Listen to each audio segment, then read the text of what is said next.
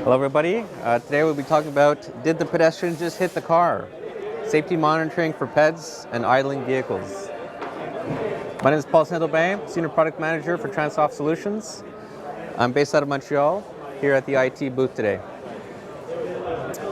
So we do proactive safety analysis. This is in essence what we do. So we're looking here at a conflict.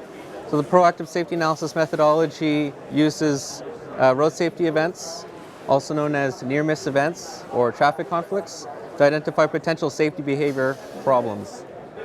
So here we have an obvious example. This is what most of the events that we capture more or less look like. We have a very near-miss collision. This is obviously dangerous for a few reasons. Primarily, you notice the white car is passing mere inches, if not even that, from the gray car, which creates very little room for evasive action and evasive correction. Milliseconds of reaction time as opposed to the typical 1.5 seconds that's required. And also the speeds are non-trivial, so all those factors come together to create a potentially dangerous situation. Just to review the methodology, so we measure post-encroachment time.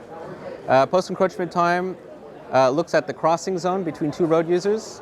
For road user 1, road user 2, we look for their crossing zone via their swept paths, find a potential collision point, and then the PT is simply the difference between the first time, the time of arrival of the first vehicle, when it leaves, and the arrival of the second vehicle.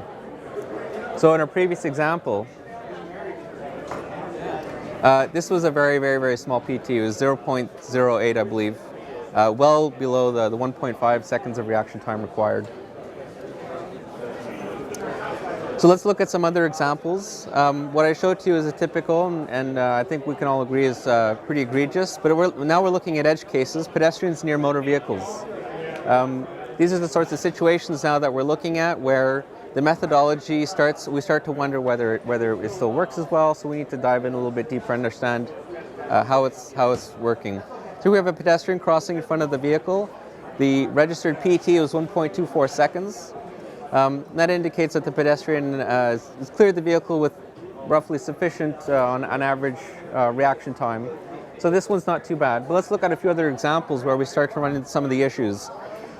This is a PT of 0.46 seconds. The car is essentially passing on the heels of the road user. If it was me in that situation, I would start to feel a little bit uncomfortable. Here's another example. Now our PT is similar, 0.4 seconds. In this case, the pedestrian is crossing behind the vehicle. And this sort of begs the question, is this still a dangerous situation? Maybe open to debate, but we do notice some particularities that because the pedestrian is behind the blue vehicle, creates visual obstruction for oncoming vehicles in the opposite direction. And you can kind of see this with the red car. Now the pedestrian is trapped in the street. Here's one of our most egregious situations. We have PT of 0.04 seconds. The pedestrian crosses in front of the car. The reason the PT is so low is because the pedestrian is crossing essentially almost within not even within arm's length, even closer than that.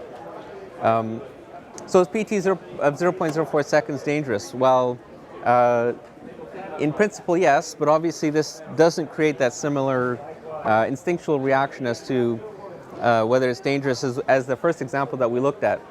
And there's a few reasons for this. Now we talk about post-encroachment time. When we have PT 0, that's the situation where the cars essentially are touching or at the crossing zone at the same time. And traditionally we call that a crash. So normally we say a PT of 0 seconds is a crash. But in reality what it really means is they are in contact with each other. Normally, road users in contact with each other are in a crash. That's to be expected. But we have these situations, again, where the road user is essentially at arm's length. And so, although it's not typically a crash, it's still essentially a physical contact almost with the vehicle. So let's review the fundamentals of crashes. Crashes happen when road users collide, they come into physical contact, and they have sufficient speed and mass to cause damage. So that's what we look for in a crash. But we don't necessarily look for both of these at the same time in a conflict. And that means we're looking for the individual actions, the individual interactions still tell important safety stories, which are normally unintuitive to examine. So in this example, even though there was no damage suffered because the speeds of the road users were so small, I would still argue that there's still some safety issues to be considered here. One, for example, consider that what happens if the gray road user was distracted and suddenly decided to accelerate and pass and strike the pedestrian. That could be a potential safety issue to look at. Another issue, since the pedestrian passes in front of the road user so closely, also can create visual obstruction issues where the pedestrian no longer sees oncoming road users from the opposite direction or either direction. From my perspective, it's also just a general indicator of complacency on the part of the pedestrian, and so on and so forth. So I think we shouldn't dismiss this sort of interaction as necessarily being totally benign. I think it can still tell a very interesting safety story. And if we look in the literature or in the general safety community, especially the Swedish method,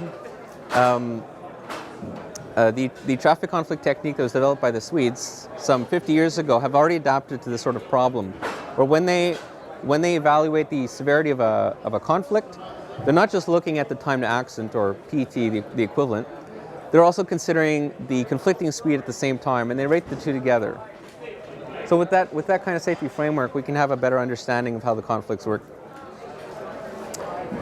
And in general, we have to consider that safety is a multidimensional problem. We have safety on a probability scale and safety on a severity scale, and the two can happen independently. They can happen simultaneously. Your probability is mostly related to how likely a crash is going to occur. You normally measure this as a crash frequency.